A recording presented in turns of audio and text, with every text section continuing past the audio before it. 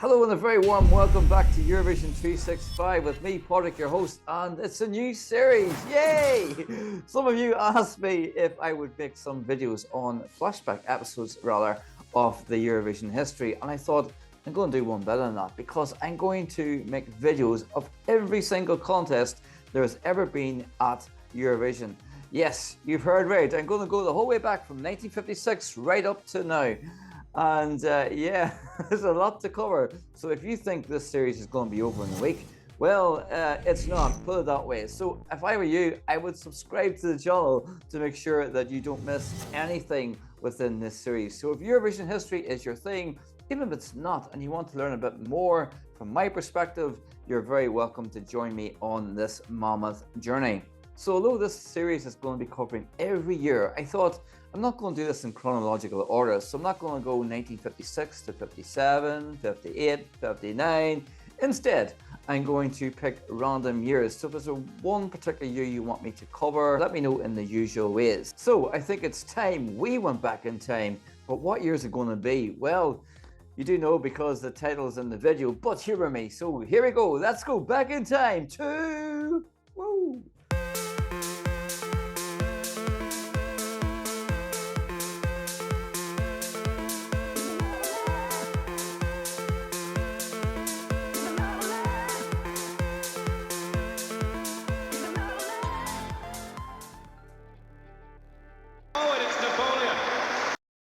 Yes, it's 1974. Woo! So the contest was held in the UK by BBC for the second time in as many years. In fact, it was the second time in as many years, as I said, that the BBC hosted in behalf of another country. In 1972, Edinburgh was selected to host the contest, and that was following Monaco's win in Dublin in 1971.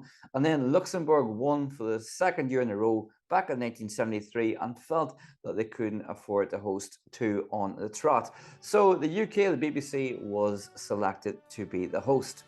The contest was held in Brighton in the Dome Arena, and mistress of ceremonies, the presenter was Katie Boyle, and this would mark Katie's fourth and final presentation of the contest. And I have to say, she did do an amazing job. And you could see, I think, because of all her experience, her prior experience, that she was pretty relaxed, I feel, whenever she was presenting this particular contest. So eagle-eyed viewers will notice that Katie stood pretty still for most of her presentation and held her cue cards particularly low.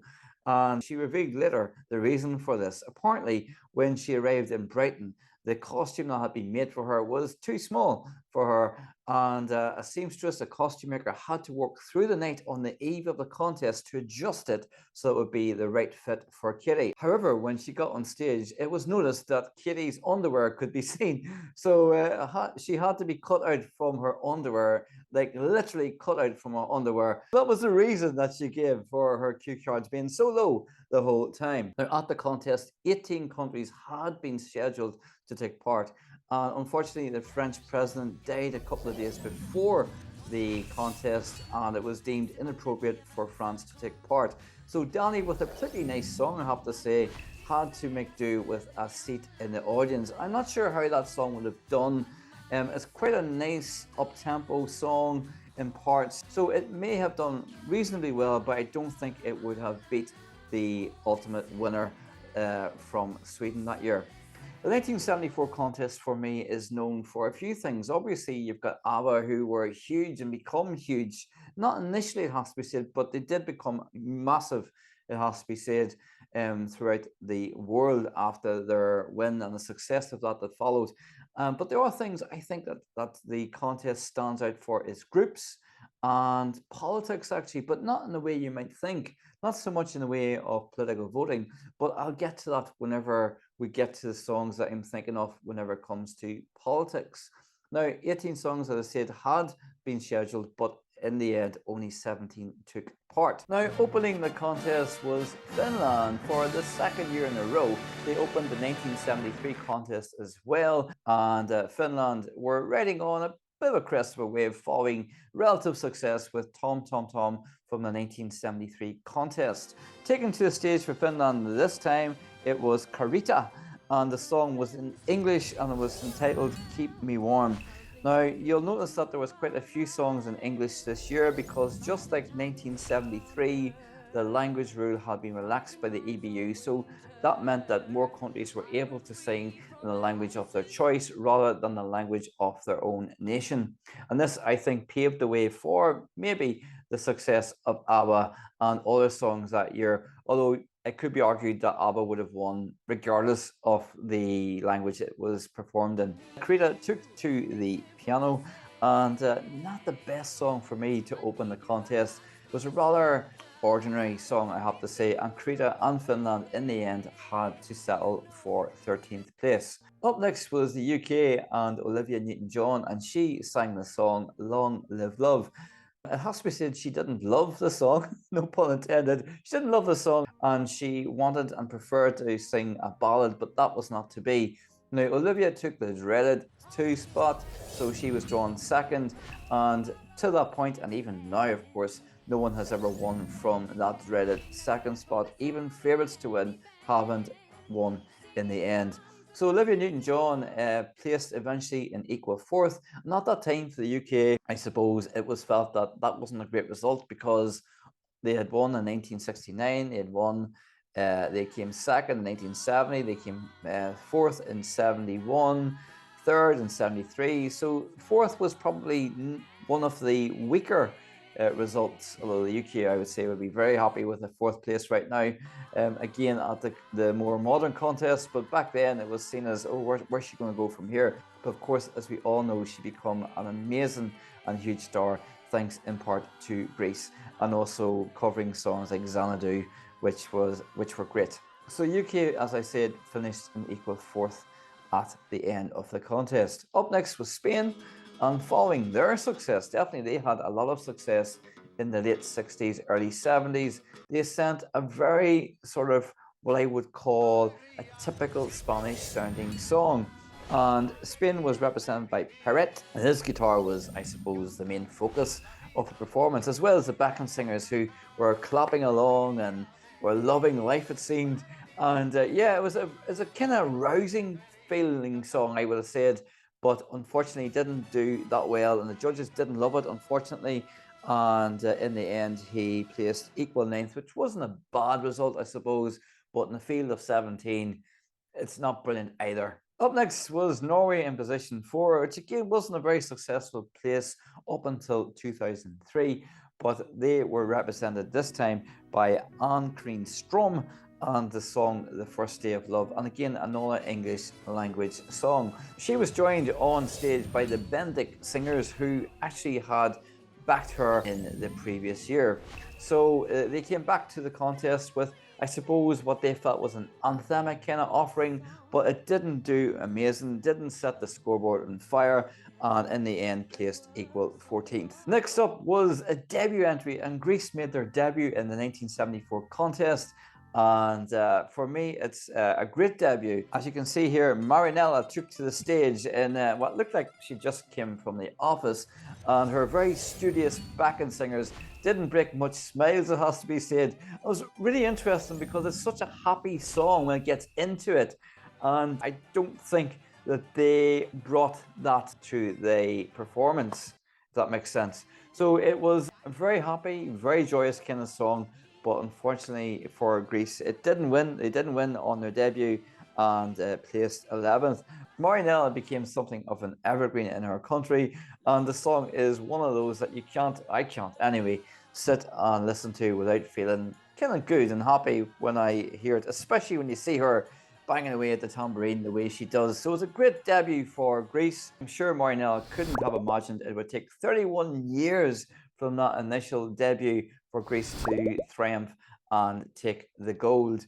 But nevertheless, it set a great standard for Greek entries to come in the years that came after that.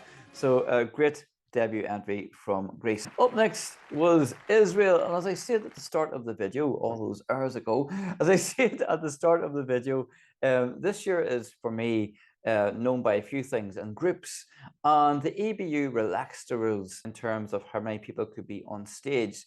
So if you look at the older contests, if you look at the early contests like the obviously the 50s, 60s, and early 70s. Usually you would have one singer, or in some cases duos, but they actually wouldn't have had like groups at the contest. So an example of that was in 1970 when the Netherlands were represented by Patricia and the Hearts of Soul.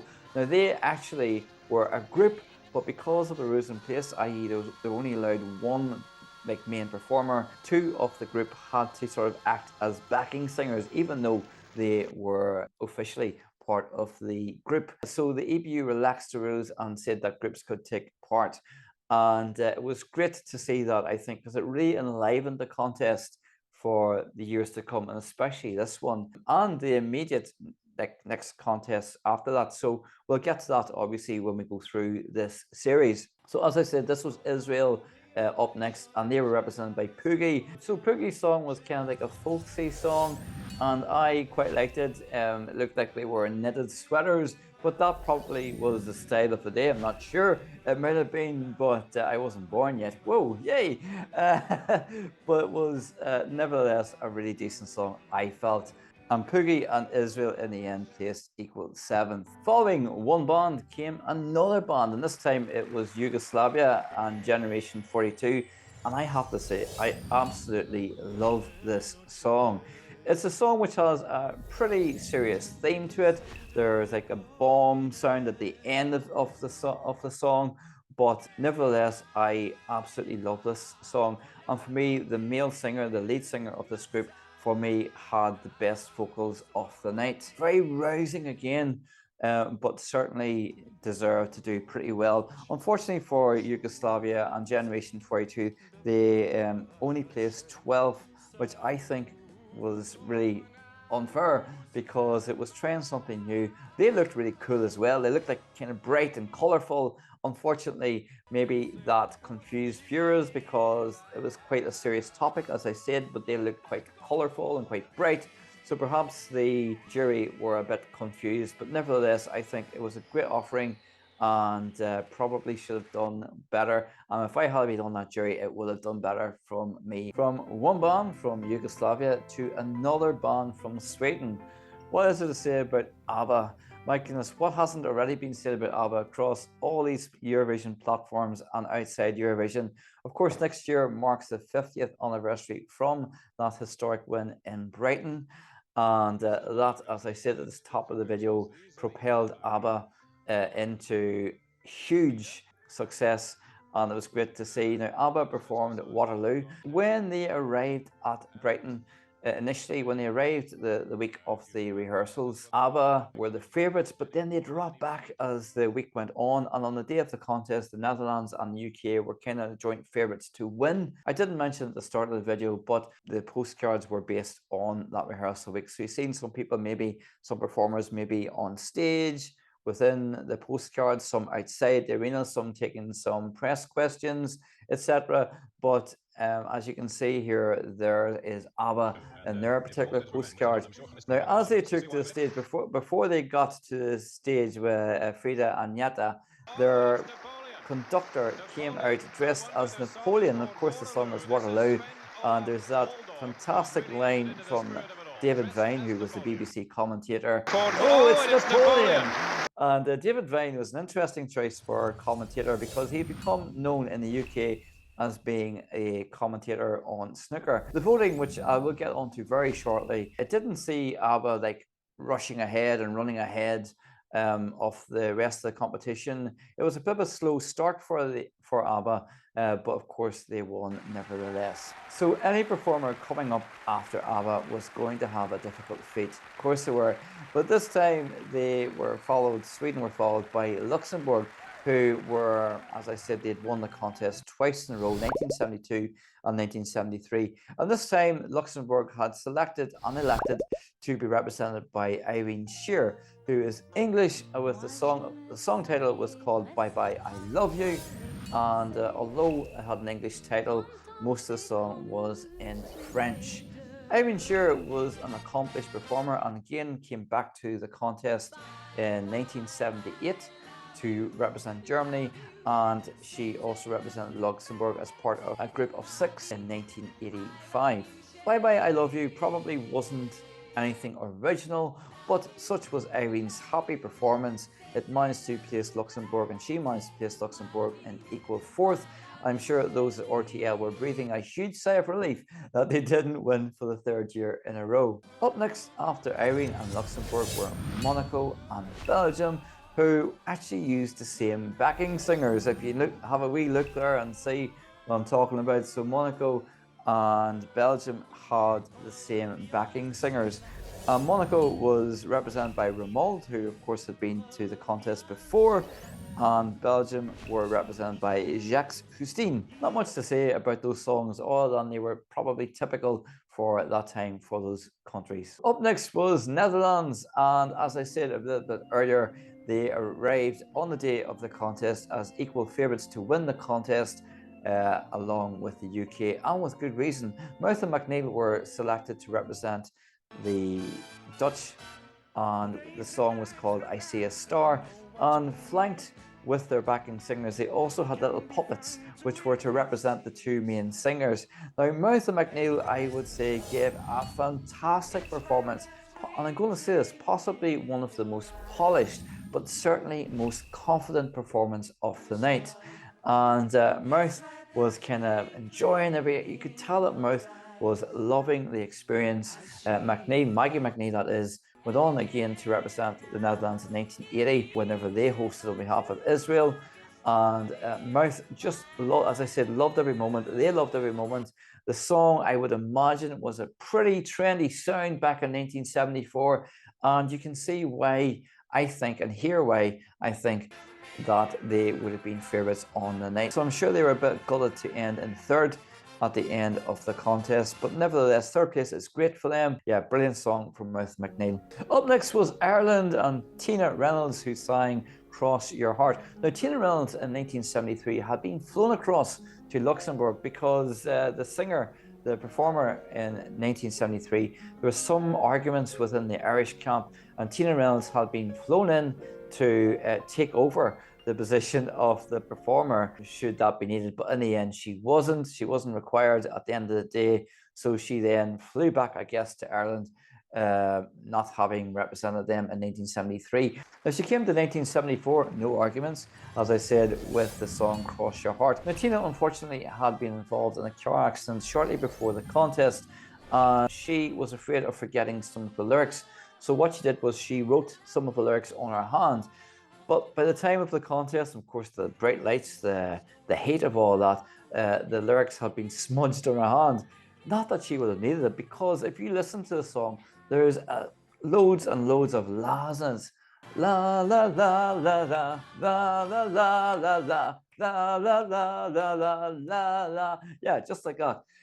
So it contained so many laws. It was probably would have taken the original la la la to task for how many laws was in it. But in the end, Tina, I would say, despite all that, despite the writing being smudged on her hand, I would say she gave a pretty decent performance as well. And Ireland, in the end, placed equal 7th along with Israel. So up next was Germany and then Switzerland. Both songs didn't do amazingly well, unfortunately. Both placed equal 14th, 3 points each.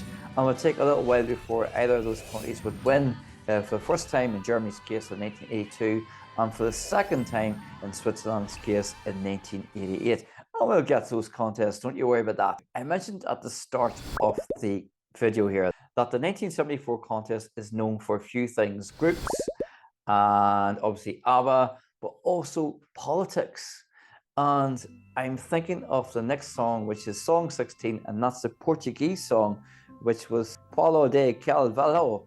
I'm sure you haven't said that right, but he performed for Portugal, and he ended the night, again, like Germany and Switzerland, equal 14th. But what's significant about this particular performance is that whenever he came on stage, it was used as a trigger for an uprising in Portugal to mobilize. And wow, it's an amazing thing, because when he took to the stage, as I said, that was the indicator for the troops to mobilize. Wow. So that is, I think it's fair to say, that is the first and only time that a Eurovision entry has actually started a revolution. So wow, although he didn't do very well, his place in history books is assured. So the final song of the contest was Gigliola Cinquetti, who returned 10 years after that amazing and huge win that she had 10 years prior with No Lolita. And this time the song was called Sea. Now, as I mentioned, just like Portugal, there is some politics at play with this particular performance as well, this particular song as well. The song is called Sea, which translates as yes into English. And there was a divorce referendum happening in Italy at the time. So viewers back in Italy weren't permitted to see, they couldn't watch the 1974 contest for a few days, I think, afterwards, after the contest. And the reason for that was it was felt that some may interpret that song as a way to vote in the referendum. So in the end, Gigliola, she went back and she did well by placing second. She did amazingly well, placing second behind Abba.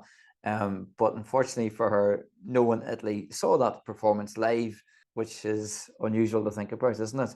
But yeah, that was the 17 songs. And up next, there was a rather interesting interval of the Wombles, which I suppose for anyone outside the UK and probably Ireland at the time will have been scratching their heads wondering what this was. But nevertheless, they were the centerpiece of the interval act. Katie Boy returned to the stage for the voting sequence following the 1969 contest where Spain, France, the UK and the Netherlands equalled, but shared first prize and won equally for winners. The EBU were trying to come up with something that would stop that from ever happening again, i.e. not more than one winner. So from the 1971, 72 and 73 contests, what they did was they flew 2 jury members from each country taking part to the host city, or the host country rather, and they were invited to vote for each song. The problem with that was it was a bit predictable, the voting, and the sequence I felt was a little bit boring. So what they did in 1974 for the voting for the last time actually was they allowed 10 people in each jury, so 10 people, but they had one vote, so they could only pick one song. So again, EBU ran the risk of like having a dilemma where more than one song would have the same amount of votes at the top. As I said, there was quite a few countries that shared different places, but in the end it didn't matter so much because Abba did win outright. So I suppose the standout moments from the voting were Sweden receiving 5 out of possible 10 votes from Finland and 5 also from Switzerland. But also, interestingly enough, the UK, Belgium, Greece, and Italy and Monaco didn't give Sweden or Abba a single point, which is really interesting. But again, that was more likely to happen when there were 10 juries, 10 jury persons with one vote each. That could have happened. So Sweden won with 24 points, so not a huge lead by any means. Italy came in second with 18 points, and then the Netherlands with 15. Actually, there was 3 fourth places. There's UK, Luxembourg, and Monaco. So those countries shared fourth place. So first was Sweden, Italy second, Netherlands third, UK fourth, Luxembourg fourth, and Monaco in fourth position. In the end, Abba got to the stage in triumph. One of the group members knew he didn't get to the stage because one of the security guys didn't recognize him, but they did make it to the stage and began what would become, as I said, a huge international career for themselves and much success with it. And I expect Abba to be mentioned, if not in person. Being there in person at Malmo would certainly be a big deal made of them on their 50th anniversary. The 1974 contest for me was a good one. There's lots of good songs, some standout performances. Great to see the groups taking part. Great to see so many songs doing well and continuing to be listened to by me at least. I know other fans love them as well. And Katie Boyle rounded off her 4th presenting experience with a good one, I think. Like I said, very relaxed from her and very experienced. I think the experience shone right through.